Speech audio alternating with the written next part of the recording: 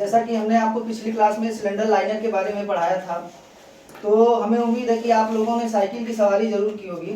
तो साइकिल की सवारी करते वक्त हमें उसमें 2 व्हील लगा रहता है। तो व्हील के ऊपर एक आपका टायर ट्यूब लगा रहता है। तो अगर उसमें आपका प्रेशर या एयर कम हो जाता है तो उसको हम फिलअप करते हैं, मतलब साइकिल पंप के माध्यम से। तो साइकिल पंप को अगर आप ध्यान से देखे होंगे तो उसमें 2 चीज़ लगा रहेगा।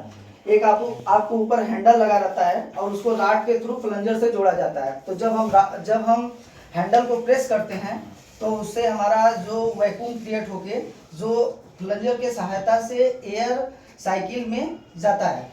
तो उसी सिद्धांत के आधार पर ऑटोमोबाइल के क्षेत्र में एक डिवाइस प्रयोग किया जाता है। तो आज हम उसके बारे में जानेंगे।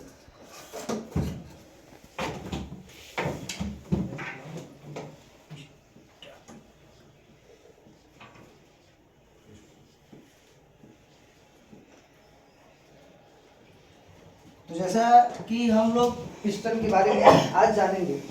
तो पिस्टन होता क्या है? जैसे पिस्टन आप देखे होंगे तो कनेक्टिंग रॉड के स्मॉल एंड से जुड़ा रहता है और वो सिलेंडर बोर में एक लाइनर लगा होता है जिसमें वो टीडीसी से बीडीसी की ओर मूवमेंट करता है।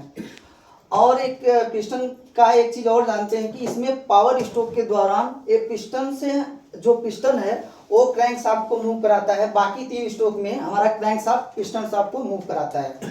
तो अगर पिस्टन को हम जानेंगे तो ये बहुत मतलब बड़ा इसका अभी है। अगर ये क्लास में नहीं हो सकता तो इसका प्रकार होता है, मटेरियल होता है। तो हम पहले मटेरियल के बारे में जानते हैं किसका बना होता है।